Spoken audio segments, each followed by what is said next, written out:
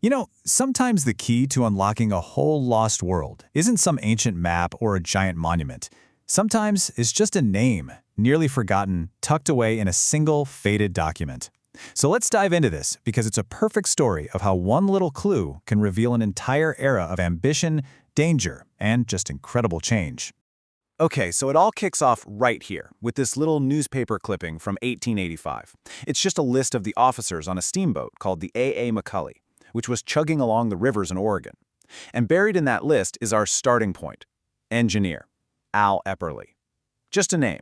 At first glance, it means pretty much nothing. But that's the thing. That one name cracks open a huge door. Who was this guy? And maybe even more important, what was the world he lived in like? This world of steam power and river highways that has, let's be honest, almost completely vanished.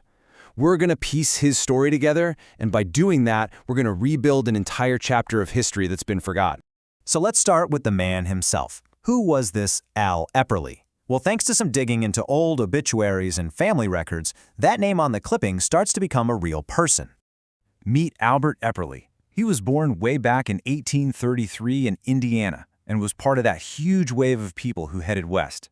He shows up in Oregon in 1852, a young guy ready to make his way. He tried farming at first, but nah, that wasn't his destiny. He became something called a pioneer marine engineer.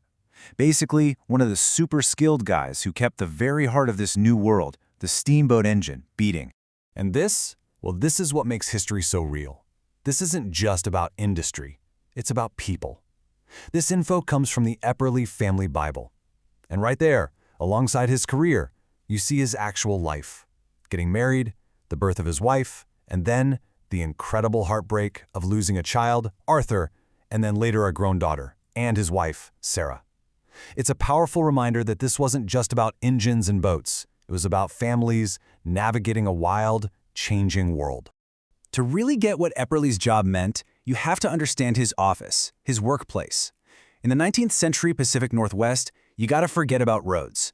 The rivers weren't things to get across, they were the highways. They were the absolute lifelines that connected everything and everyone.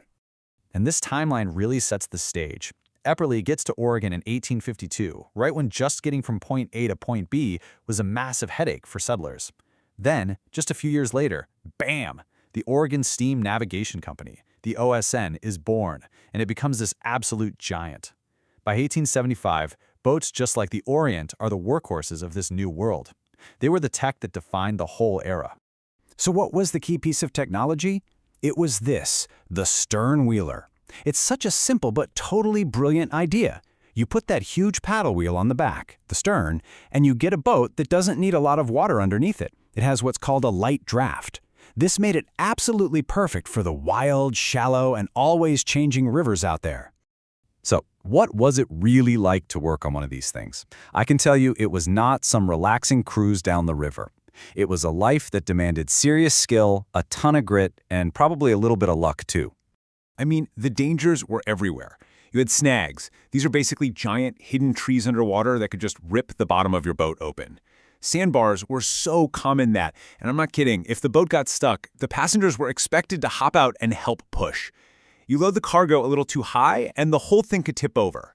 Even just getting fuel, hauling heavy logs of cordwood on board, was a dangerous job. And then you have the completely bizarre dangers. You have to hear this. This quote is about an incident on the Orient. The ship's purser gets a cigar from someone, but, surprise, it's packed with gunpowder. It literally exploded in his hand. The newspaper dryly pointed out that if he'd actually been smoking it, he would have been killed. It just shows you how wild and unpredictable life was back then. And look, these dangers weren't just close calls. Let's go back to the Orient. This tough old boat sank not once, but twice, in 2 years. In '93, it smacked into a bridge and went down, and pulled it back up. But the very next year, it hit a snag and sank all over again. These boats lived a hard life, and a lot of them didn't last long. So this era wasn't just about surviving the rivers. It was about trying to tame them. It was about bending these massive forces of nature to the will of commerce, using raw engineering and a whole lot of political muscle. And the biggest player in that game, by far, was the OSN. This company wasn't just big, it was an empire. They owned the boats, sure, but they also controlled the portages, the little overland railways you had to use to get around rapids. They basically had a stranglehold on the entire system. A powerful and, frankly, often hated force in the region. This obsession with controlling the rivers led to some ridiculously ambitious projects. The Yamhill River is a perfect case study. Local business guys and politicians were dead set on making the river usable for steamboats all the way to McMinnville, all year long. The big idea? Build a massive lock and dam. But here's the twist. The U.S. Army Corps of Engineers, the actual experts, came in, studied it, and basically said, guys, you don't need this. They reported that the existing roads and railways were perfectly fine and recommended against spending federal money on it. So you get this classic showdown, local ambition versus the federal government's practical assessment. So who do you think won? Yep, despite the official report, the local political will was just too strong.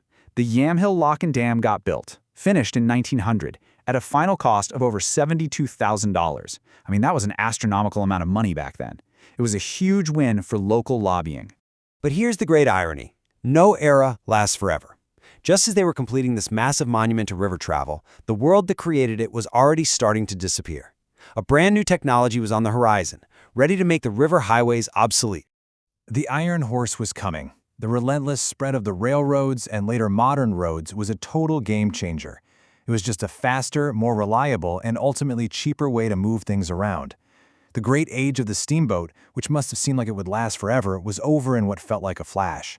By 1920, on a lot of these rivers, the steam whistles had gone silent for good. And that brings us right back to our engineer Al Epperly. He passed away in 1918.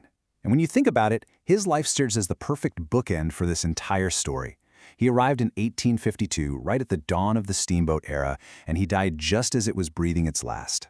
His personal timeline was the timeline of the steamboat age. So from one single name in a newspaper, we've unpacked this whole incredible world of technology, of ambition, of danger, and of the real lives of people like Albert Epperly. It's a story that was written on the water and captured in records like this one, records that are now as faded as the memory of the era itself. And it really leaves you with a final thought, doesn't it? We tend to think history is all about big names and huge events. But how many other epic stories, stories of entire industries rising and falling, are just hiding in plain sight, waiting for someone to notice one single forgotten name?